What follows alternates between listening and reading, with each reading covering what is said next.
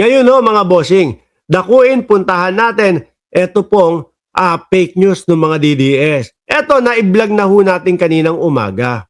No?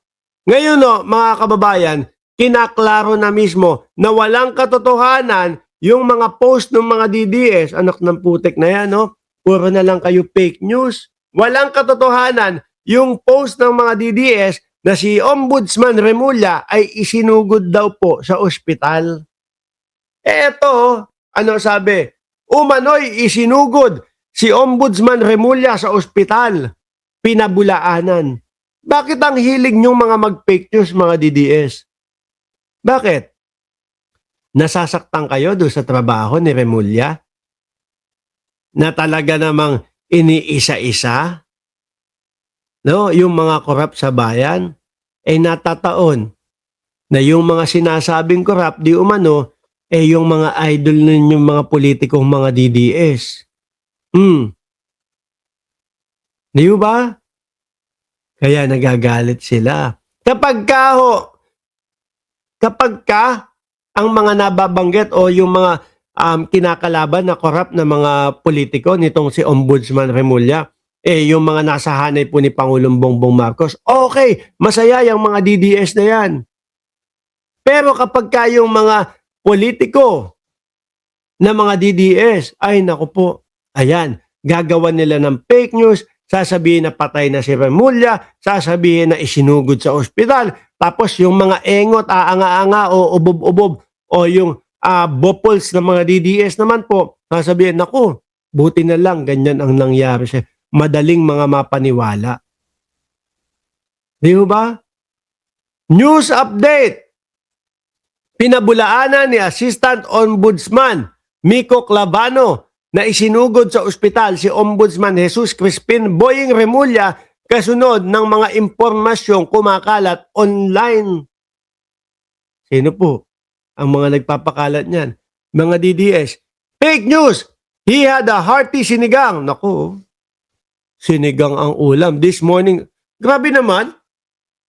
Ang heavy naman mag-breakfast nitong si Ombudsman Boying Remulla. Sinigang? Baka sinigang na isda.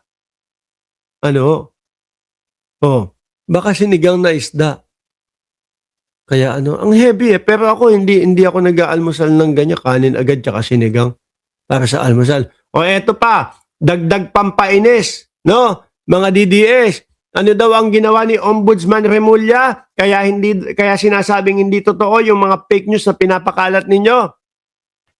Interior Secretary John Vic Remulla has denied speculation on social media that his brother Ombudsman Remulla was hospitalized. Ano ginawa daw po? In a text message to Newswatch, no? The DILG chief said Boying Remulla is in the pink of health. He just finished playing golf. Pang mga mayayaman lang ang paglalaro ng golf, ha? Yung mga DDS, oy! No, atupagin ninyo magtrabaho. Hindi yung kung ano-ano mga inaatupag ninyo. No, piso comment na nga lang, ang bagal nyo pang mag-comment. Hindi pa kayo mag-comment ng maramihan para naman yung 20 pesos na bigas mabili ninyo. Di ba totoo naman kayo lang yung nag-iiyakan doon sa mga 20 pesos na bigas? At ito ho ang nakikita kong pag-analisa ko, mga kababayan, base po doon sa comment section na mga nakikita natin at sa social media. DDS na lang po ang nananatiling mahirap sa Pilipinas. Opo. No? Kasi sila na lang po yung sila na lang po yung araw-araw umaatungal, umiiyak. Hirap na po kami. Ang mahal-mahal po ng bilihin. Sila na lang, ang mahal-mahal po ng bilihin. Pumunta kayo sa mga mall, pumunta kayo sa mga bilihan ng mga cellphone, mga regalo nung panahon ng Disyembre. Makikita nyo nagsasaya ang Pilipino namimili ng kanilang mga pangregalo. Di ba? He just finished playing golf and had a hearty lunch with his family. We are going to have breakfast tomorrow. Ma'am Neng Gigi, late ka ha. No? Paano yan? Shh, oy, mga DDS. Anak ng putek. Wala na. Sino susunod yung ipe-fake news? Ang presidente, isinugod sa ospital? Dati una, nung galit na galit kayo dahil inaresto ni General Torre, si dating Pangulong Duterte at si Kibuloy. Inaresto. Oh, pinake news nyo si General Torre.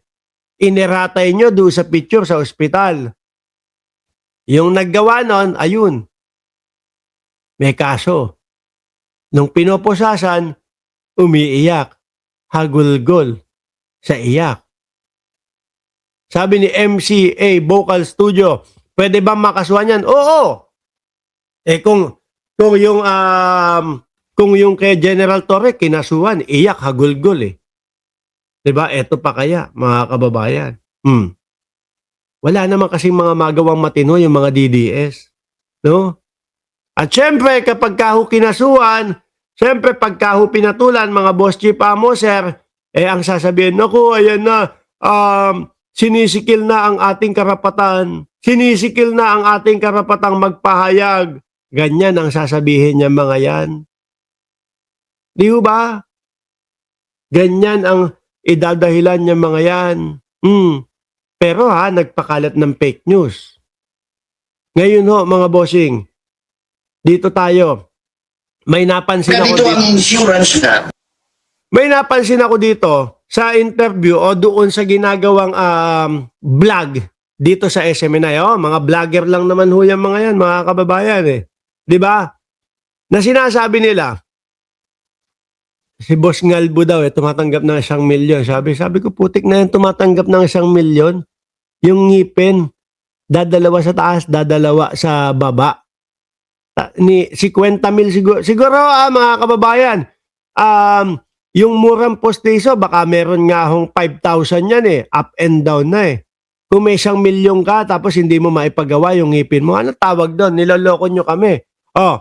Ngayon, base po dito, sa salaysay nila at sinasabi nila, ay nakita daw ho. No, meron daw mga nakakita kay Yusek Cabral, mga kababayan, sa Paris, doon daw po saan pa ba? Ito. Kaya nga hindi siya magalaw-galaw. Kaya iba-ibang kwento. Merong inihulog, merong ibang nakita. Inihulog. May mga naniniwala po na merong pumatay kay Cabral o meron daw pong nagtulak kay Cabral. Ultimo ho tayo. Napapaisip din ho tayo sa parte na yon. Lalo na ang iniisip natin, baka kasabwat kasama itong kampo ni Lebiste.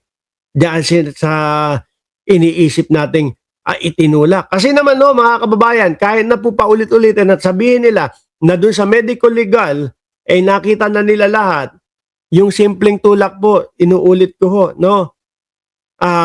Hindi po yun magmamarka ng kahit na anong pasa. Nakita naman natin kung saan nakaupo ho si Yusek eh.